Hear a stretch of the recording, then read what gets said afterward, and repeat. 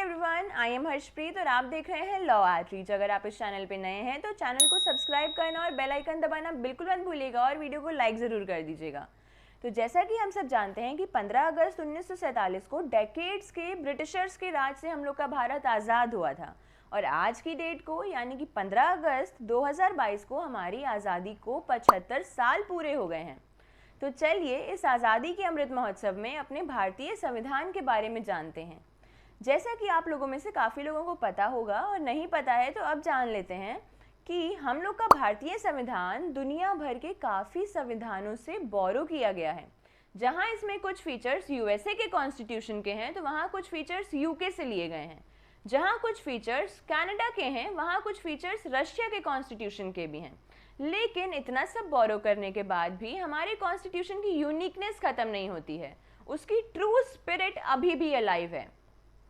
तो आज की इस वीडियो में हम लोग यही जानते हैं कि हमारा जो इंडियन कॉन्स्टिट्यूशन है इसके सेलिएंट फीचर्स क्या हैं और उन सेलिएंट फीचर्स को वन बाय वन हम लोग इस वीडियो में डिस्कस करते हैं। First feature, that Indian constitution is the lengthiest constitution of the world. देखिए कि कॉन्स्टिट्यूशंस जहाँ के भी होते हैं, जिस भी कंट्री में होते हैं, वो दो पार्ट्स में डिवाइड किए जा सकते हैं। Written constitution like the American constitution और unwritten constitution like the British constitution. लेकिन इंडिया का जो कॉन्स्टिट्यूशन है, भारतीय संविधान जो है, वो रिटन होने के साथ साथ दुनिया का लेंथीएस्ट कॉन्स्टिट्यूशन भी है। इससे बड़ा किसी भी कंट्री में कोई कॉन्स्टिट्यूशन नहीं है। ये बाकी सारे कॉन्स्टिट्यूशन से अगर कंपेयर किया जाए तो it is the most elaborate, detailed and comprehensive document. दूसरा इंपॉर्टेंट फीचर इंडियन कॉन्स्टिट्यूशन का ये है कि it has been drawn from various sources. जैसा कि हम लोगों ने वीडियो की स्टार्टिंग में भी बात की कि इसमें काफ़ी कॉन्स्टिट्यूशन से फीचर्स अडॉप्ट किए गए हैं। जैसे कि फॉर एग्जांपल हमारे इंडियन कॉन्स्टिट्यूशन में जो फंडामेंटल राइट्स वाला पोर्शन है वो अमेरिकन कॉन्स्टिट्यूशन से बोरो किया गया है।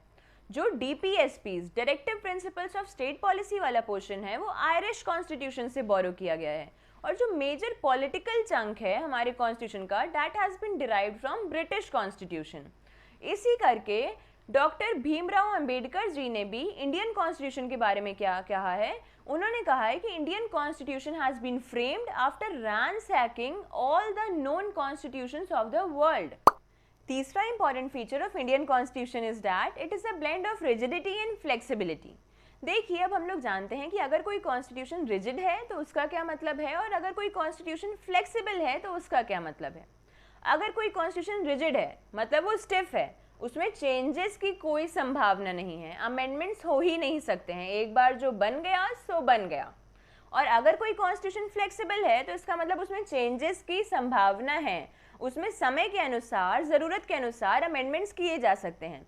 और जो हमारा इंडियन कॉन्स्टिट्यूशन है, it is a blend of rigidity and flexibility. उसमें जो आर्टिकल 368 है उसके थ्रू अमेंडमेंट्स किए तो जा सकते हैं, मतलब इट इज़ फ्लेक्सिबल। लेकिन जो कॉन्स्टिट्यूशन का बेसिक पोर्शन है, basic structure of Indian constitution है, that can not be amendment. तो इस सेंस में इसको बोला जाता है कि Indian constitution is a blend of rigidity and flexibility. Fourth feature of Indian constitution is that it provides for a federal system with unitary bias. जहां Indian constitution में कुछ फेडरल फीचर्स दिए गए हैं, जैसे कि डिवीजन ऑफ पावर है between central government, state government, local bodies हैं, पंचायती राज है, म्यूनिसिपैलिटीज़ हैं, सुप्रीमेसी ऑफ कॉन्स्टिट्यूशन की बात की गई है, एक रिटन कॉन्स्टिट्यूशन है। वहीं पे कुछ ऐसे फीचर्स हैं इंडियन कॉन्स्टिट्यूशन में जहां पे सेंट्रल गवर्नमेंट की पावर स्टेट गवर्नमेंट की पावर को सुपरसीड कर जाती है। जैसे कि सारी स्टेट के जो गवर्नर्स होते हैं वो केवल सेंट्रल गवर्नमेंट चूज करती है। ऑल इंडिया सर्विसेज जैसी चीज़ें हैं इंडिया में। तो इसीलिए जहां कुछ फीचर्स इंडियन कॉन्स्टिट्यूशन में फेडरल हैं, वहां पे कुछ फीचर्स यूनिटरी गवर्नमेंट के हैं। इसीलिए कहा जाता है Indian constitution provides for a federal system with little bit of unitary bias. Fifth feature of Indian constitution is that it talks about that India is a secular state. Secular state का क्या मतलब है कि India जो है ये एक धर्मनिरपेक्ष राज्य है। यहाँ पे धर्म के नाम पे कोई भी भेदभाव नहीं होता है। यहाँ का, इंडिया का कोई भी ऑफिशियल रिलीजन नहीं है। यहाँ पे हर धर्म बराबर है और हर धर्म के लोगों को बराबर के अधिकार दिए गए हैं और दिए जाने चाहिए। और जो ये सेक्युलर टर्म है ये इंडियन कॉन्स्टिट्यूशन के प्रीएम्बल में 42nd कॉन्स्टिट्यूशनल अमेंडमेंट, जिसको कि मिनी कॉन्स्टिट्यूशन भी बोला जाता है, इसके द्वारा जोड़ा गया था। इस वीडियो को एंड करने से पहले हम लोग कुछ और फीचर्स जान लेते हैं, जैसे कि Indian constitution provides for parliamentary form of government, it provides for fundamental rights, it provides fundamental duties. इसमें यूनिवर्सल एडल्ट फ्रेंचाइज की बात की गई है, मतलब कि जो भी 18 साल से ऊपर है वो अपना वोट कास्ट कर सकता है। It talks about emergency provisions, it talks about independent judiciary, it talks about 3 tyre government. तो ये कुछ फीचर्स हैं जो इंडियन कॉन्स्टिट्यूशन के बारे में हर एक इंसान को पता होने चाहिए। तो आज की वीडियो में बस इतना ही।